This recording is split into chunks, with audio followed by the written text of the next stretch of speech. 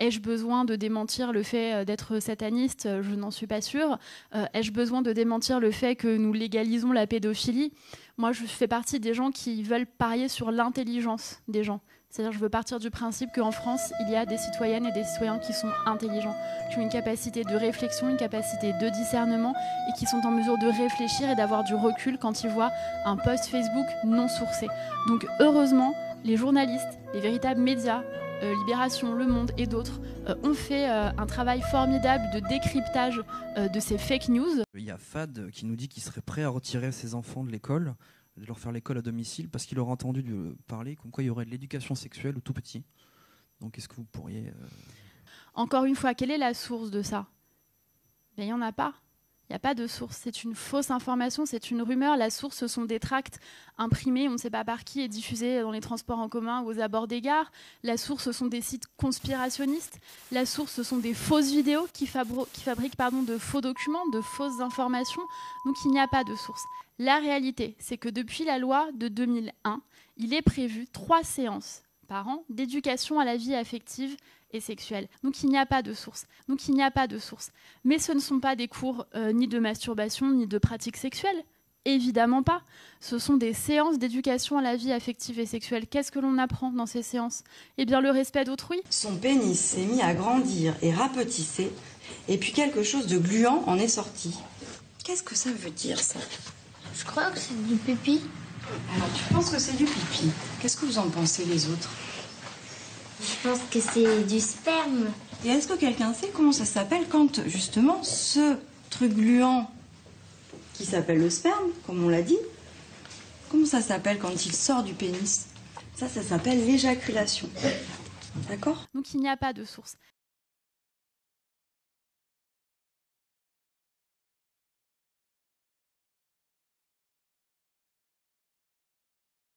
C'est un exemple personnel, j'en donne rarement, mais s'il n'était pas personnel, je pense que vous auriez peut-être du mal à me croire. Ma fille, qui a aujourd'hui 17 ans, quand elle avait 5 ans, septembre, début de CP, donc vraiment des tout piou-piou, c'est encore mon piou-piou, mais à 17 ans, plus grand que moi, mais vous voyez, des tout petits qui ne se connaissent pas, ça c'est aussi important, c'était dans une école où il n'y avait pas d'école maternelle avant. La maîtresse, adulte de 50 ans, a priori plutôt aguerrie, donc pas une jeune institutrice pour lequel l'enfant est asexué, pas de sexualité, va leur parler au mois de septembre de la sexualité, parce qu'on lui a dit qu'il fallait faire de la prévention et l'éducation à la sexualité, et elle va lui parler de l'aspect très hygiéniste de la sexualité, des risques du sida, des MST, donc la prévention, c'est important, mais 5 ans, parler du sida, des MST, donc vous allez faire l'amour, et faire l'amour, ça présente beaucoup de risques, vous allez tomber enceinte, genre tout l'aspect des risques étaient dit, le plaisir, le bonheur, l'affection, le respect, c'était pas abordé, et elle va sortir un préservatif. Et ça, moi, je rends du travail, alors j'ai des journées des fois un peu chargées, et ma petite fille de 5 ans, d'Anne Évangélique, me dit, maman, est-ce que tu pourrais m'acheter des capotes? Avec un petit sourire. Où là, j'ai un air complètement effaré, mon bébé, mon tout feu qui... Alors, à 17 ans, si elle me... J'espère qu'elle ne me parlera pas de capote à moi, mais qu'elle saura... Parce que justement, si aux parents respectaient la sphère intime de son enfant, je ne réagirais pas forcément pareil, mais bon. 5 ans, c'est un peu tôt quand même. De capote, et avec l'air complice de son frère qui a 2 ans de plus, celui-ci me dit, bah ouais, maman, des préservatifs, en rigolant. Donc là, j'ai un grand moment de solitude. Vous savez, moment de solitude où vos enfants vous posent une question, vous disent quelque chose et vous dites, mais pourquoi ça me tombe à moi là-dessus? Quand vous êtes professionnel, la phrase qui tue à 16h30, 23 décembre, le vendredi, et vous dites, ah non, c'est pas possible. Et je suis sauvée par le téléphone. Enfin, je pensais être sauvée par le téléphone. Je tombe sur les parents d'élèves qui me disent, ah, vous ne rendez pas compte, et qui m'expliquent l'initiative de cette maîtresse. Donc, une initiative, c'est pour ça que ce matin, je mettais un bémol, parce que je pense que c'est important. Je connais la difficulté en milieu scolaire et je pense que c'est important d'être dans une co-construction si on ne veut pas renforcer les confusions ou être dans des clivages. C'est compliqué, mais en tout cas, moi, c'est ma position.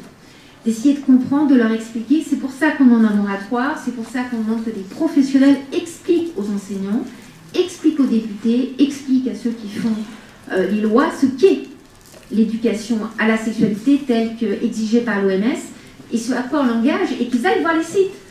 je mets au défi les députés ayant des enfants de dire qu'ils ont été voir ces sites et qu'ils les cautionnent. En tout cas, si c'était le cas, ça m'inquiéterait sur leur propre rapport à la sexualité. Donc, cette institutrice va trouver comme explication et va en effet dire qu'elle a montré un préservatif. Et elle va préciser à l'inspecteur d'académie, mais monsieur, c'était pas un king size. Et quand vous montrez des images de clitoris, de pénis en érection, à des petites 5 ans, une petite zigounette, ou à des petites filles qui ont une petite vulve, qu'on leur empêche de parler des petits mots, les petits mots sexuels de l'enfant, c'est fondamental. Les filles sont beaucoup plus que les garçons, sont beaucoup plus riches. Mais c'est fondamental, on sait bien en expertise à quel point c'est important.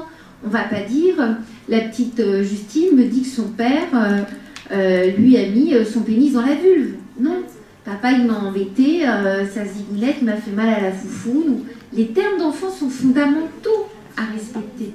Et c'est justement ça, certaines fois, qui fait l'authenticité des propos des enfants dans les expertises. Les mots qu'on a utilisés pendant la séance, c'est des mots qui peuvent sembler peut-être surprenants quand on les utilise à l'école primaire, mais finalement, c'est des mots de la langue française et qui veulent dire ce qu'ils veulent dire. Et rien que ça, le fait d'intruser avec un vocabulaire adulte, ça montre que l'intervenant tout à l'heure n'est pas en capacité de s'ajuster au vocabulaire de l'enfant. Et qu'on exige que ce soit à l'enfant de s'ajuster aux adultes. On a complètement inversé les choses. Et on est dans un problème éthique sociétal majeur actuellement, en tout cas en France. C'est à l'enfant de s'adapter aux adultes, c'est pas aux adultes de s'adapter aux enfants. Et de partir de leurs petits mots, de partir de la façon dont ils parlent de la sexualité, de la reproduction. Et là, ça peut être extrêmement traumatogène. Donc il n'y a pas de source.